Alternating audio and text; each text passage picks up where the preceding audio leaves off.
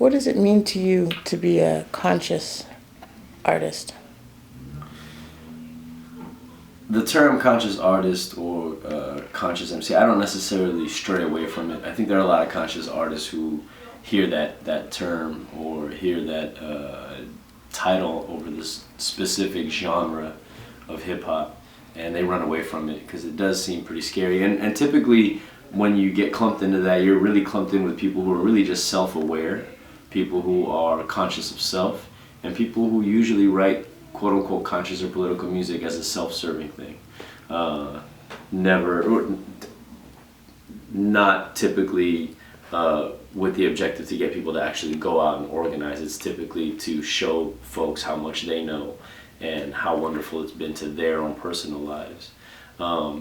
So I don't stray away from it, but I don't, I always say I'm a gangster rapper, and I really do believe that. Like, gangster rap's intention was to speak for this community that is unheard, you know what I mean?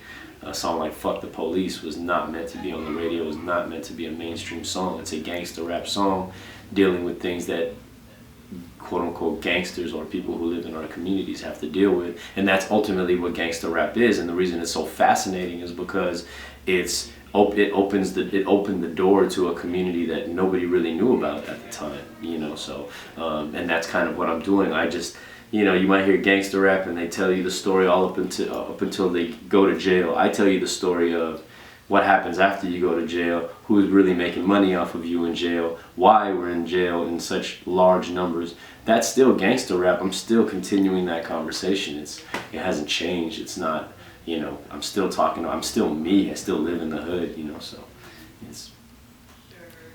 as far as the term conscious rap goes, I don't necessarily embrace it, but I don't run away from it.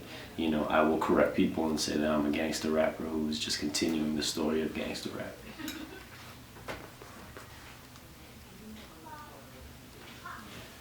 Hope that makes sense. Yeah, it does. Do you feel that most American artists are ignorant of their impact on third world youth and how their music is being embraced in those places? I do. I think that, well, again, I think a lot of these artists are, we always talk about the music business. That's what their goal is, to make money off the third world. I don't know if their goal is necessarily to have a positive influence or a strong impact. They just really want to go and make money.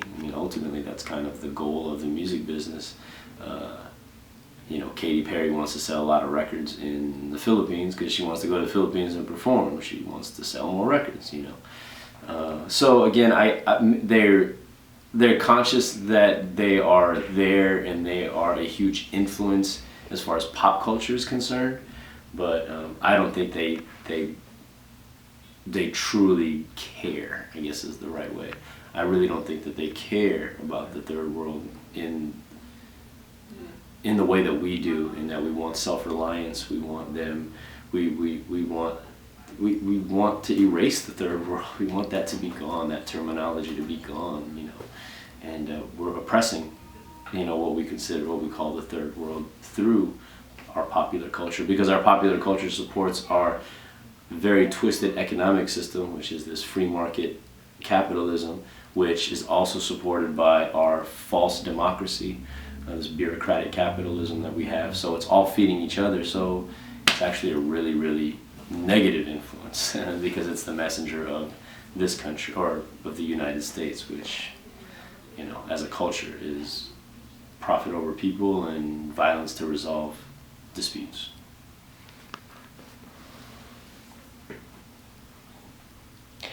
Do you think that American artists are aware of what's happening within their own borders of the undocumented workers and the industrial prison complex? And do you think that these American hip-hop artists are in any way really aware, at their core? Not the majority of them, I don't think. I can safely say that not the majority of them don't understand the immigration crisis or the issue around immigration and amnesty and all these things that we've been working towards, and immigration reform and things. I think they're just passing thoughts, or they're passing words. I don't know if it's something that the hip hop community has embraced as of yet, especially the American hip hop community, and it's a very unfortunate thing. I think they don't realize that those are our folks. You know, we're so busy catering to the to white people, really, at the end of the day, because we want them to come to shows. They're the ones who pay $40 a ticket to come watch you perform. They're the ones who make you filthy rich, you know.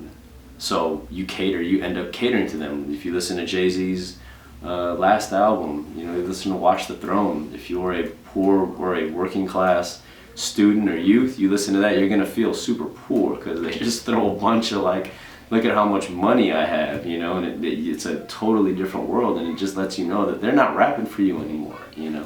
They're rapping to endorse Tom Ford and all these other folks that are making Euro money, you know, and that's super unfortunate. So they just, again, because it's not that audience, they don't really care. I think the majority of hip hop artists just don't even care.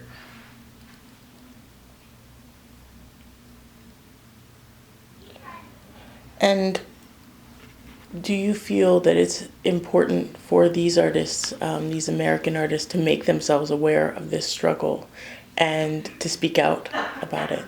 Absolutely. I think at least to educate yourself about it, because, but again, a lot of these, when you're in that music business, which when we're talking about, let's you know, put it out there. When we say hip hop, which segment of the population are we talking about when it comes to hip hop? I think that most of the time we talk about it's rap. We're not really talking about graffiti, b-boying, you know, or DJing. We're really mainly talking about rap, and because that's the broadest representation of what we consider hip hop is rap music, and that's pop culture now. And, you know, so we have to put that on blast when we talk about whether or not they should or what they can and can't do.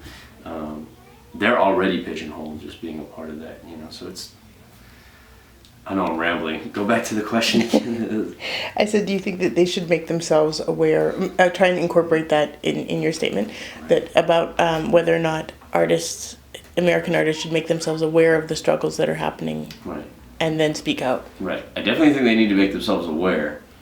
More so than speaking out, I think they need to be doing, you know, ultimately by becoming aware, you end up doing real concrete work. Well, yeah, it's great if everybody was making songs about, you know, immigration and things like that, but really at the end of the day, I mean, we saw what happened with the Free Tibet movement, you know, with the Darfur movement, with the Coney 2012 movement, all these passe, all these bourgeois like movements that these what's the word? These appropriated movements, or these, you know, these piggyback movements. Those things never are really concrete. And so let's say all of a sudden immigration became the hottest topic and everybody wanted to write a song about it. If there's no work being done, then it doesn't matter. It's just a bunch of songs about immigration reform. But it's the people that are actually doing the work. Those are the folks that we need. We need more of those. We need less rappers in the world. You know, let me just say that right off top. We need less of y'all. Not everybody out there can rap. And we need more people on the ground actually trying to save the people that rap represents.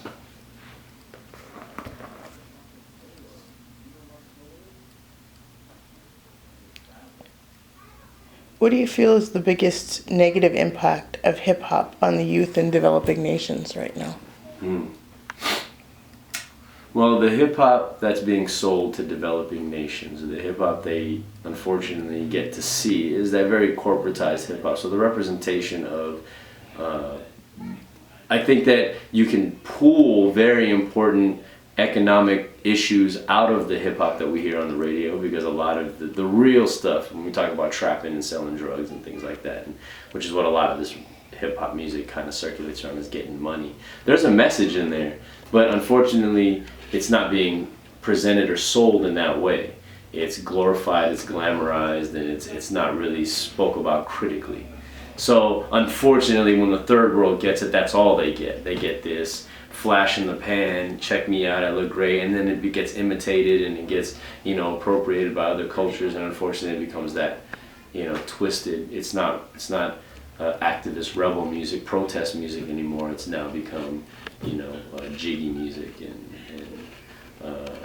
get drunk with your friends and try to sleep with someone's girlfriend music. You know what I mean? And it's unfortunate because it's such a powerful medium. You know, people really listen, and it's underutilized and misused.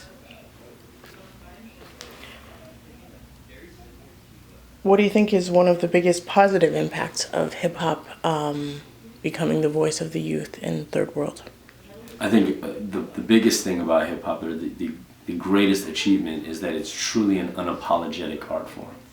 It embraces controversy. That's one thing that I think, that's what makes hip hop so attractive to youth.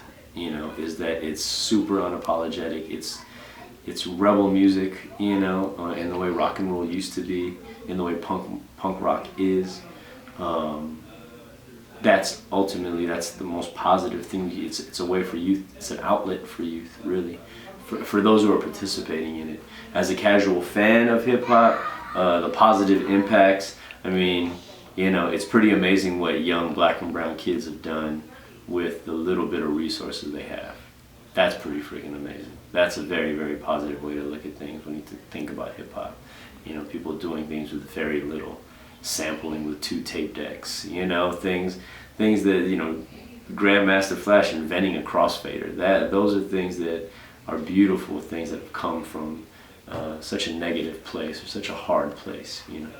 So I think those are the positives in it. And again, when we're talking about hip hop, we're actually talking about this popularized rap that we see. That's kind of the hip hop we're speaking of in this circle, I believe. So it's hard to pull positivity from what we're inundated with, on a pop culture level. It's very difficult to see the positives in that, because that's not what's being sold to us. They're definitely selling us a lifestyle that supports consumerism, capitalism, and supports a fake democracy.